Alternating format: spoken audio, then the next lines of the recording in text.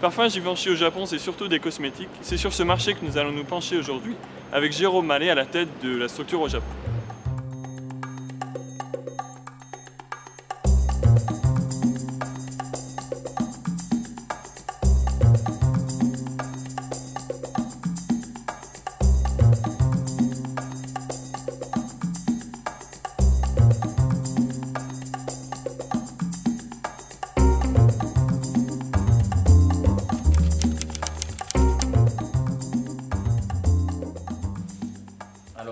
Si on parle du marché cosmétique, nous chez Parfum Givenchy, nous sommes distribués exclusivement en department store.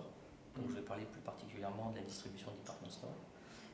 L'année 2009 a vu une baisse du marché qui est aux alentours de 5 à 6%, moins 5, moins 6. Ce qui est une nouveauté. Jusqu'à présent au Japon, la catégorie cosmétique, toutes les crises que le Japon a pu traverser, a toujours, sinon, été en croissance ou moins stable. Donc c'est la première fois depuis très longtemps que cette catégorie est en baisse. Avec de grandes différences selon le type des marques, qu'elles soient des marques locales ou des marques importées. Mais grosso modo, on peut dire que le marché est en baisse, certes inférieure, une baisse qui est moindre que sur d'autres catégories de produits distribués par les department stores, mais un marché en baisse quand même.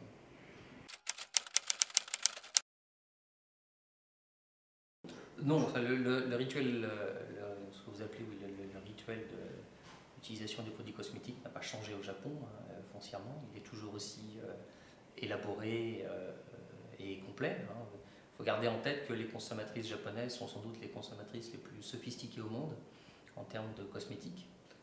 Ce sont des consommatrices qui connaissent parfaitement les produits, qui connaissent parfaitement les marques et qui ont un usage des produits cosmétiques très développé. En moyenne, je crois que c'est 6 à 7 produits par jour utilisés. Donc à ce niveau-là, non, il n'y a pas de changement de consommation. Ce qu'on peut par contre plus mesurer, c'est sans doute une attitude plus rationnelle, moins coup de cœur, et que, pour être très prosaïque par exemple, avant de racheter un pot de crème anti-âge, on va d'abord finir ceux qu'on a déjà dans sa salle de bain, ce qui était peut-être un peu moindre dans les années précédentes.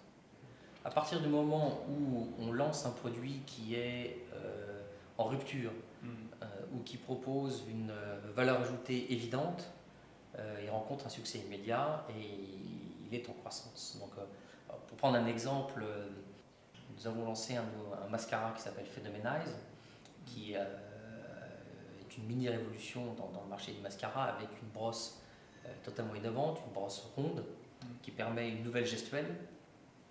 Sans rentrer dans les détails, la gestuelle est beaucoup plus... la forme ronde de la brosse amène une nouvelle gestuelle et amène un résultat maquillage différent. Donc ce mascara, par exemple, est en croissance très importante. Il est perçu par les consommatrices comme ayant une véritable valeur ajoutée. Il est vendu beaucoup plus cher que le prix moyen du mascara, ce qui n'empêche pas de rencontrer son public.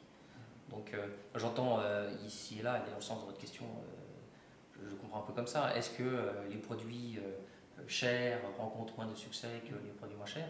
Oui et non. À partir du moment où ils proposent une valeur ajoutée évidente, le prix rencontre sa justification. Nous n'avons pas changé nos stratégies de fidélisation, nous les avons plutôt renforcées. Si le marché est en baisse, nous par exemple, nous avons une part très importante de nos consommatrices loyales qui elles sont en hausse.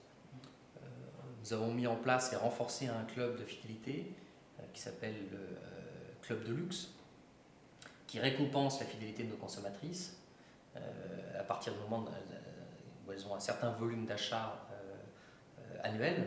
Et ce programme a rencontré énormément de succès.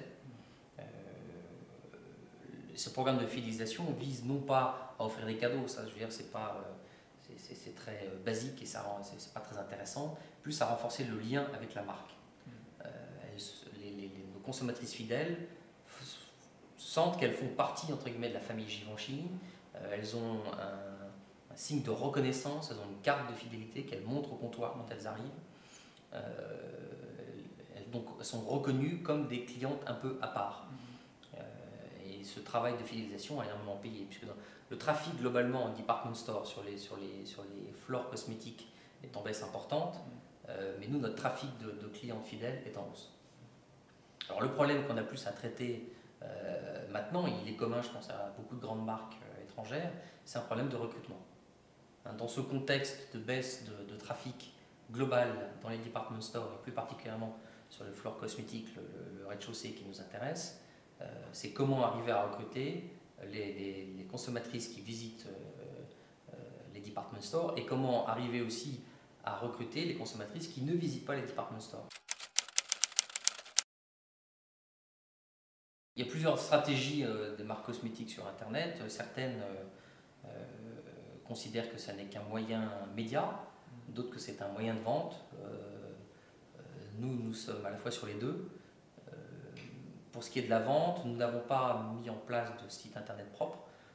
Pour l'instant, nous supportons et nous développons nos ventes via les sites internet des department stores. C'est d'ailleurs un circuit de distribution qui est en croissance très importante, à plus de 2 chiffres.